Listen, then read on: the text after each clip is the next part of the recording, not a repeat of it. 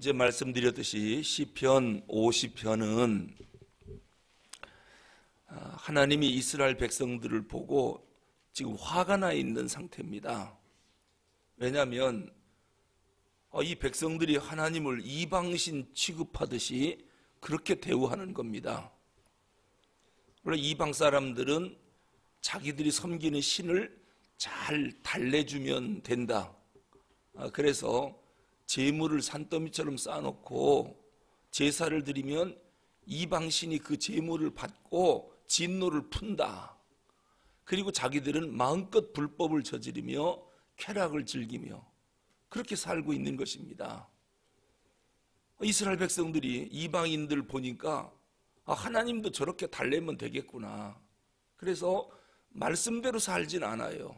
불법을 저지르고 온갖 쾌락을 저지르고 그러면서 하나님 앞에 제사 드릴 때는 상다리가 부러질 정도로 제물을 쌓아놓고 하나님을 달래는 겁니다.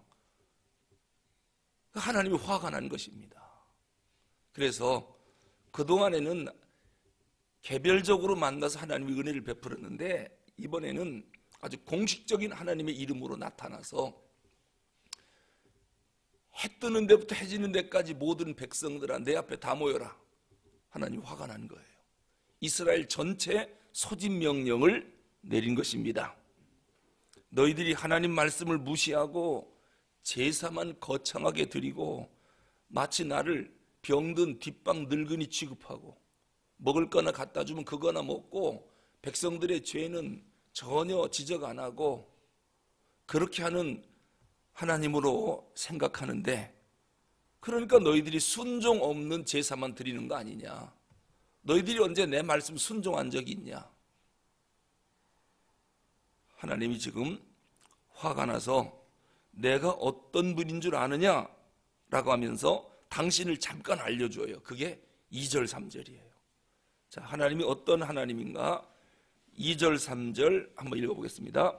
온전히 아름다운 시온에서 하나님이 빛을 비추셨도다. 우리 하나님이 오사 잠잠하지 아니하시나 그 앞에는 삼키는 불이 있고 그 사방에는 광풍이 불리로다. 지금까지는 하나님이 잠잠하게 계셨기 때문에 니들이 나를 이렇게 대우를 했는데, 그리고 성전에 나를 가둬놓고 세상 나가서는 니들 마음대로 살고 하나님을 마음대로 주물럭거리면서 온갖 부정을 다 저질렀는데 내가 누군 줄 아느냐. 그러니까 이스라엘 백성들이 생각하는 것보다 엄청나게 크신 하나님이에요. 시온에서 빛을 한번 발하니까 어둡던 세상이 갑자기 환해지는 겁니다. 그러니 그 환한 빛 앞에 어떤 죄도 감출 수가 없는 거예요. 이방신들은 그런 걸 못하거든요. 근데 하나님은 한 번 빛을 발하니까 몰래 숨겼던 죄악들이 다 드러납니다. 그리고 하나님이 한 번 말씀하시니까 불이 일어나고 광풍이 붑니다.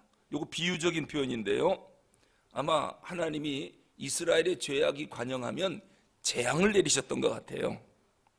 그게 외적의 침략인지 아니면 엄청난 자연재해인지 구체적인 내용은 기록 안 했지만은 세상 사람들이 예루살렘을 전부 주목할 수밖에 없는 엄청난 사건이 예루살렘에 일어나곤 했어요. 이게 바로 뭐냐면 하나님이 참다 못해서 한 번 때리는 겁니다. 이런 하나님이라는 거예요. 그 하나님이 지금 백성들에게 소집 명령을 내렸는데, 자, 4절에서 6절을 읽어보겠습니다. 4절에서 6절입니다. 시작. 하나님이 자기 백성을 판결하시려고 위 하늘과 아래 땅에 선포하여 이르시되 나의 성도들을 내 앞에 모으라. 그들은 제사로 나와 언약한 이들이라 하시도다. 하늘이 그의 공의를 선포하리니 하나님 그는 심판장이심이로다. 셀라. 하나님이 어떠한 분입니까? 위 하늘 아래 땅. 이 말이 뭐냐면 이제부터 내가 아주 철저하게 모든 죄를 파헤치겠다는 겁니다. 그래서 조금도 의혹을 남기지 않겠다. 비리를 감추려고 한다든지 하늘 위에 숨겨놔 내가 하늘 위를 뒤질 것이고 땅 아래다가 묻어놔 땅속에 있는 것도 내가 다 찾아내겠다는 겁니다. 그래서 온 세상이 이스라엘의 죄를 다 알도록 내가 밝혀놓겠다. 지금 아주 하나님이 재판장으로 나타나신 것입니다. 원래 이스라엘 백성들이 하나님 앞에 어떤 사람이었느냐면은 5절에 있는 것처럼 그들은 제사로 나와 언약한 이들이니라. 이 말이 뭡니까? 이스라엘이 하나님과 제사로 언약한 백성들이다. 이스라엘과 하나님이 맺은 언약이 있는데 그게 무슨 언약이냐면 평화의 언약입니다. 너희들이 어떠한 죄를 지었을지라도 하나님 앞에 회개하고 나오면 내가 너희들의 죄를 용서하겠다. 내가 너희들에게 진노를 행하지 않고 모든 허물을 용서해 주겠다. 이것이 하나님과 이스라엘 백성과 맺은 언약인데 그걸 평화의 언약이라고 합니다. 너희들이 죄를 졌느냐? 하나님 앞에 나와서 철저히 회개하라. 그러면 내가 용서하겠다. 어떤 죄도 묻지 않겠다. 세상에 이런 은혜로운 하나님이 어디 있습니까? 이게 평화의 언약입니다. 이 죄가 하나님과 우리를 원수되게 만드는 거거든요. 그런데 다행히도 하나님과 우리와 원수가 안 될 수 있는 유일한 근거는 제사제도가 있어서 그래요. 하나님의 제사제도는 죄를 용서받는 길을 열어놓은 거거든요. 만약에 제사제도를 안 만들어줬으면 우리는 죄가 쌓이고 쌓여서 죄 때문에 죽을 겁니다. 근데 날마다 죄를 짓지만 날마다 죄가 없어지는 것은 하나님과 평화의 언약을 맺었어요. 하나님 내 죄를 용서해 주십시오 하면 죄가 없어지고 이 평화의 언약을 맺었어요. 그런데 더 기가 막힌 것은 평화의 언약만 맺은 게 아니라 하나님과 이스라엘 사이에는 레위인의 언약, 제사장의 언약도 맺었어요. 제사장의 언약이 뭡니까? 너희 죄뿐만 아니라 이방인들의 죄까지도 너희들이 하나님 앞에 갖고 나와 제물을 바치고 제사를 드리면 그들의 죄도 용서하겠다는 거예요. 여러분, 제사장이 뭡니까? 제사장은 하나님과 죄 지은 백성들 사이에서 중재 역할을 하는 게 제사장이에요. 하나님, 이 백성들이 죄를 졌는데 하나님이 용서 좀 해주시죠. 제가 제물을 바칠 테니까. 하나님이 제물을 보고 이방인의 죄를 용서하는 거예요. 이게 제사장이거든요. 예수님이 제사장 역할을 한 거예요. 왜냐, 하나님과 죄 지은 인간들 사이에 예수님이 오셔서 하나님, 이 백성들의 죄를 내가 피 흘려 죽을 테니 나를 보시고 용서해 주시기 바랍니다. 그래서 하나님이 예수님을 받으시고 이 백성들을 용서한 거거든요. 이것을 제사장이라고 합니다. 근데 이스라엘과 하나님이 제사장 언약을 또 맺었습니다. 그러니까 이스라엘만 반듯하게 서면 이방 사람도 다 용서받게 되어 있습니다. 이게 이스라엘의 역할이 얼마나 중요한지 아시겠죠? 그런데 지금 이스라엘 백성이 뭘 잘못하고 있느냐? 평화의 언약을 깨뜨리고 있어요. 왜냐? 죄 짓고도 하나님 앞에 회개를 안 하는 거예요. 그냥 제물만 갖다 바치면 죄 용서가 되는 줄 알고 있어요. 하나님과 맺은 평화의 언약도 깨졌죠. 뿐만 아니라 제사장 언약도 깬 겁니다. 이방 사람들의 죄를 대신해서 회개하고 하나님과 중재 역할을 해야 할 이스라엘 백성들이 자기들 죄 때문에 정신 못 차리고 있어요. 그러니까 지금 어떻게 보면 이 땅의 죄 용서에 대한 엄청난 대형 사고를 친 거예요. 이스라엘이. 이 백성들을 구원할 유일한 길이 이스라엘 백성들인데 지금 엄청난 대형 사고를 쳐서 이 세상이 전부 멸망당하게 생겼습니다. 죄 용서 받을 길이 없는 거예요. 이스라엘이 정신 못 차리니까. 이거야말로 대형 사고 아닙니까? 그러다 보니 사람들이 죄가 점점점 쌓이고 이방인의 죄도 점점점 쌓이는 거예요. 그러니 죄가 쌓이니까 하나님이 진노할 수밖에 없죠. 죄를 빨리빨리 용서받아서 없애야 되는데 이걸 없앨 수가 없습니다. 이스라엘 백성들이 거짓 예배를 드리고 있는 거예요. 참회의 눈물이 없는, 회개의 눈물이 없는 예배를 계속 드리니까 하나님이 그 예배를 받을 수가 없고 상다리가 부러지도록 제물을 차리지만 예배 끝나고 나가면 온갖 못된 짓을 당하는 거예요. 이러니 이 예배를 하나님이 받을 수가 있겠습니까? 그러니 하나님의 진노가 계속 쌓이는 겁니다. 그러니까 하나님의 진노를 막는 것은 제사장의 사명이거든요. 여러분, 예수 믿는 우리가 얼마나 중요한지 아시겠습니까? 내 죄도 하나님 앞에 참회의 눈물을 흘리며 예배 드릴 때 용서받아요. 평화의 언약을 맺은 거예요. 근데 나는 나 혼자 죄 용서받고 마는 존재가 아니에요. 지금 예수 믿지 않고 죽어가는 수많은 사람이 있잖아요. 이 사람들의 죄는 어떻게 할 거예요? 우리가 제사장 역할, 우리가 왕 같은 제사장 아닙니까?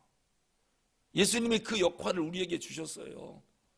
그러면 우리가 백성들의 죄를 가슴에 안고 하나님 앞에 회개하고 용서를 빌면 하나님이 이 땅의 죄도 용서하겠다고 제사장 언약을 맺은 엄청난 사람들이거든요. 그러니까 우리가 죽으면 세상은 망하게 돼 있습니다. 기독교가 죽으면 세상은 망하게 돼 있습니다. 왜냐? 하나님의 진노를 피할 길이 없어요. 이 땅의 죄를 유일하게 용서할 수 있는 길이 우리들이 하나님 앞에 참회의 눈물을 흘리고 제사장적 중보 기도를 하는 거거든요. 그런데 우리마저 거짓 예배를 드린다면 세상은 소망이 없습니다. 세상은 하나님의 진노로 망할 수밖에 없는 것입니다. 근데 지금 이스라엘이 착각한 게 뭐냐? 잘못 생각한 게 그거예요. 제사상에 제물만 많이 올라가면 하나님이 좋아할 거다. 이게 바로 이방신, 이방 종교거든요. 이방 종교는 어제도 말씀드렸지만 처음에는 푸닥거리 쌀 2가마짜리예요. 나중에는 10가마로 올라와야지 점점 갈수록 재물이 늘어나야 귀신이 참아요.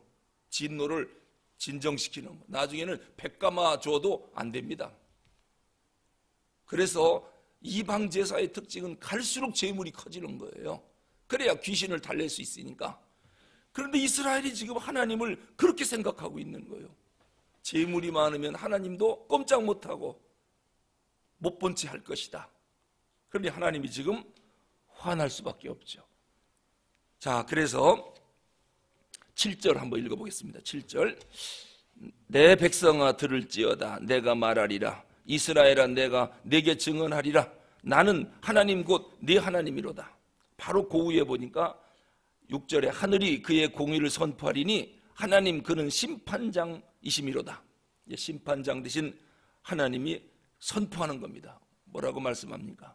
내 백성아 들을지어다. 내가 너한테 말하리라. 이스라엘에 내가 네게 증언하리라. 나는 하나님고 네 하나님이로다. 거기에 그 셀라라고 하는 말이 나오죠. 이 셀라라고 하는 게 무슨 뜻이냐면은 멈춰서 들으라 그런 말이에요. 멈춰서 이 말을 잘 들어라.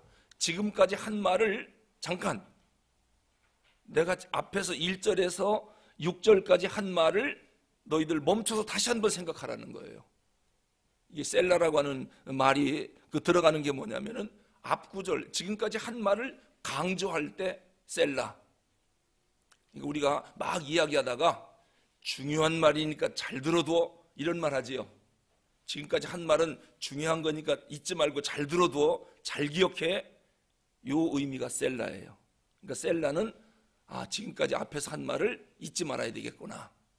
그러니까 우리가 뭐 아멘 뭐 그거랑 비슷한 말이긴 하지만 아멘은 앞에 기도한 내용을 나도 동의합니다. 그렇게 되기를 바랍니다라고 하는 게 아멘 아니겠습니까? 근데 셀라는 앞에 있는 말을 잘 들어도 잊지 마. 멈춰서서 들으라. 이게 셀라. 종종 셀라라는 말이 나오지요. 이럴 때는 앞에 부분을 강조하고 있다. 그렇게 생각하면 되겠습니다. 자, 그러면서 내 백성들아 들을지어다라고 하나님이 아주 강조해서 말씀합니다. 내가 말하겠다. 내가 너한테 지금 증거할 거다. 이 말이 뭐냐면 이제부터 내가 하는 말 잘 들어두는데 너희들한테 정말 할 말이 많다는 거예요. 내가 한두 마디가 아니라 너무도 너희들에게 하고 싶은 말이 많다. 생사를 결정하는 중요한 문제를 이제부터 내가 얘기하겠다. 왜요? 평화의 언약도 깼죠. 레위 언약인 제사장 언약도 깼지요. 이 땅은 망하게 생겼어요. 그러니 이스라엘 백성에게 지금 생사를 거는 중요한 말을 하고 싶지 않겠습니까? 그래서 백성들을 전부 소환해 놓고 추상 같은 명령을 지금 하는 것입니다. 근데 첫 번째로 하는 말씀이 뭐냐면 8절입니다. 백성들을 불러 모아놓고 생사를 거는 중요한 말씀을 지금부터 하는 거예요. 8절 읽습니다. 나는 네 재물 때문에 너를 책망하지는 아니하리니 네 번제가 항상 내 앞에 있음이로다. 그러니까 재물 때문에는 책망받을 일이 없어요. 왜냐? 하나님 달래려고 최고 좋은 것으로 상다리 부러지게 차려놨거든요. 그러니까 재물 갖고는 하나님이 말씀 안 하겠대요. 워낙이 많은 걸 갖다가 쌓아놨기 때문에. 그런데 뭐가 문제냐면요, 그러니까 이스라엘이 하나님을 잘못 생각한 게 바로 그거예요. 이 제사가 뭔지를 잘 모르는 거예요. 제물만 바치면 제사가 훌륭한 줄 아는 거예요. 근데 하나님은 그걸 원하는 게 아니라 이 백성들이 죄를 가슴 아파하고 통회하는 심령, 회개하는 심령, 눈물이 있는 예배, 잘못을 고백하는 예배. 그러니까 제물의 양이 중요한 게 아니라 하나님 앞에 믿음이 중요한 거거든요. 근데 믿음은 없고 통회하고 자백하는 그러한 심령은 없고 그냥 제사만 드리고 가는 겁니다. 하나님, 내가 이 헌금을 많이 바쳤으니까 이제 내가 지금부터 하는 못된 짓은 봐줘야 됩니다. 조금 더 드릴까요? 이만큼 드리면 하나님 가만히 계시겠습니까? 이렇게 예배 드리고 가면 되겠습니까?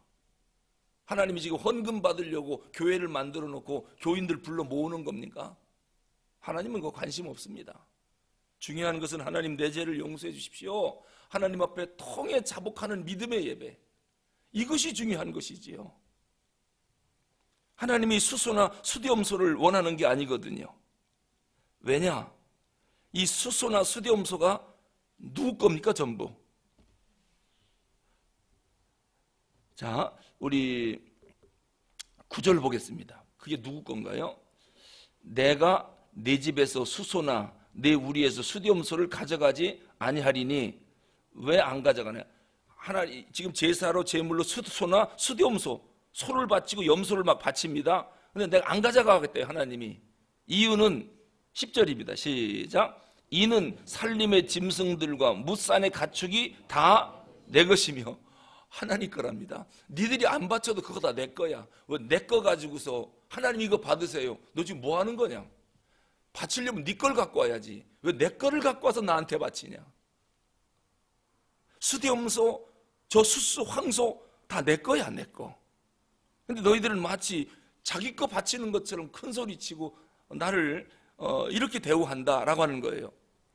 심지어는 수수나 수디엄소뿐만 아니라 10절도 보지요. 시작. 이는 살림의 짐승들과 무산의 가축이 다 내 것이며. 심지어는 11절입니다. 산의 모든 새들도 내가 아는 것이며 들의 짐승도 내 것이미로다.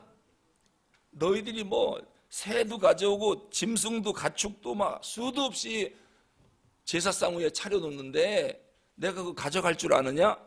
원래 내 거야. 그게 원래 내 거야. 내 거 가지고 마치 너희들이 하나님께 바치는 것처럼 그렇게 큰 소리 치는데, 지금 이런 말씀을 그러니까 하나님이 요구하는 것은 그게 아니라는 것입니다.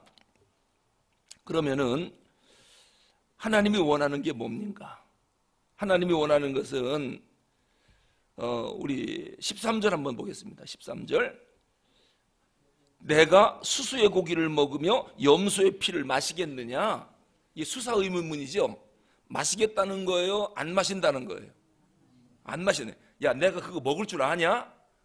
안 먹을 거야, 이 말이잖아요. 바쳐봐라. 내가 염소 피 마시겠느냐? 하나님이 뭐 자기가 만든 피조물인 소가 뛰어놀고 염소가 뛰어놀고 비둘기가 날아다니는데 하나님이 얼마나 이뻐하는지요, 피조물들을. 근데 백성들이 그거를 잡아다가 막 목을 치고, 그때 송아지가 얼마나 아파서 울겠습니까? 비둘기를 잡아서 하나님께 바친다고 할 때 새들이 얼마나 아파서 울겠습니까? 소 잡을 때 소가 눈물을 흘리면서 얼마나 통곡하겠습니까? 그걸 하나님이 보시고 저거 내 건데, 내 건데, 내가 사랑하는 짐승들인데 저것들이 죽는다는 겁니다. 하나님이 그거를 죽는 것을 기쁘게 보겠느냐는 거예요. 나 염소피도 필요 없고 송아지 고기도 필요 없다. 저들이 고통당하는 거. 그런데 왜 하나님은 그 제물을 바치라고 합니까? 왜 그 제물을 갖다가 바치라고 그래요? 다른 거 아니거든요. 자, 소를 끌어다가 하나님 앞에 바치면서 회개하거든요. 근데 자기가 죽어야 되는데 누가 대신 죽어요? 지금 소가 대신 죽어요. 눈물을 흘리면서 그 고통 속에 죽어가는 모습을 보면서 백성들이 뭘 깨닫길 원하느냐? 미안하다. 내가 이 고통을 당하고 눈물 흘리고 죽어야 되는데 네가 내 대신 죽는다. 그 소가 고통당하는 모습을 보고 내가 죄 지으면 안 되겠다. 다시는 죄 지으면 안 되겠다. 내가 이렇게 고통당하고 죽어야 되는데, 그런데 이스라엘 백성들은요, 막 소를 막 죽이면서도 자기 죄의 고통을 못 느끼는 거예요. 그러니까 하나님이 소 잡지 말라는 거예요. 내가 소를 잡으라고 하는 것은 소가 죽어가는 고통과 피 흘리는 걸 보고 네가 고통을 느끼라는 거거든요. 근데 너희들이 고통은 안 느끼고 그냥 닥치는 대로 잡아다가 나한테 바친다고 하니 괜히 내가 만든 피조물, 내가 사랑하는 피조물들만 고통 속에 죽어간다는 겁니다. 이런 짓들을 지금 너희들이 하고 있다는 거예요. 그러니 하나님이 볼 때 저 짐승들이 얼마나 아까운지 몰라요. 백성들이 깨닫지를 못하고 짐승만 죽이는 거예요. 너희들 마음 아프라고, 다시는 죄 안 짓겠다고 결심하라고 제물을 바치라고 그랬더니 제물만 죽어가고 있다는 거예요. 하나님이 원하는 제사가 뭐라고 말씀합니까? 우리 14절 읽어보죠. 하나님이 원하는 제사가 있습니다. 시작. 감사로 하나님께 제사를 드리며 지존하신 이에게 네 서원을 갚으며. 중요한 것은 하나님 내 죄를 용서해 주십시오. 그래 내가 내 죄를 용서하마. 하나님 감사합니다. 하나님 앞에 그 죄 용서받은 감사로 예배를 드리는 것, 이것을 내가 원하는 것이지 죄 용서는 안 받고 소만 잡아온다고 그래서 내가 그 예배를 받을 줄 아느냐. 일단 그렇게 죄 용서만 받으면 어떤 일이 우리에게 생기느냐. 15절에 말씀하십니다. 시작. 환난 날에 나를 부르라. 내가 너를 건지리니 네가 나를 영화롭게 하리로다. 이제 너희가 죄 용서만 받고 나한테 감사의 예배를 드리면 너 어려운 일 당하느냐, 환난이 오느냐 걱정하지 마. 내 이름만 불러. 그럼 내가 너를 다 건져줄게. 그래서 네가 나를 영화롭게 하도록 만들어줄게. 다시 평화의 언약을 회복하고 레위 언약, 제사장 언약을 회복해라. 괜히 소만 잡고 양과 염소만 죽여서 내가 만든 피조물도 고통스럽게 만들지 말고 나 그 피 받고 싶지 않아. 소고기 안 먹을 거야. 이 사람들은 번제물에 불태워서 연기가 하늘로 올라가면 하나님이 고기를 잡순다고 생각해요.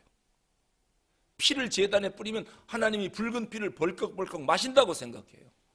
그러니까 피 뿌리면서 하나님 마시세요. 짐승 태우면서 하나님 고기 잡수세요. 하나님이 고기 잡수고 피 마시고 그냥 우리 죄 좀 눈 감아주세요. 이런 제사를 드리고 있는 거예요.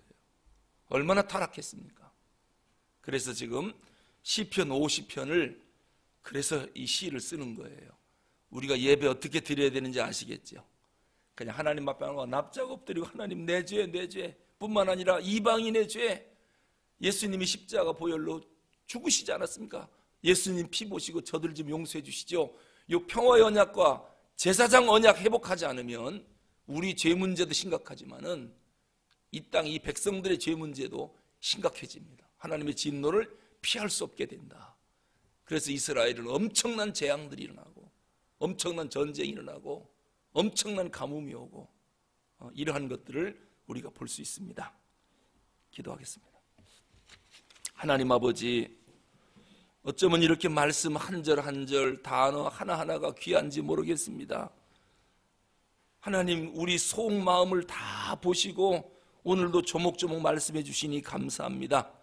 우리에게 평화의 언약을 맺으셨고 제사장의 언약을 맺으셨는데 우리가 하나님을 병든 뒷방 늙은이 취급하고 그저 하나님 앞에 예배만 드리면 다 용서받는다.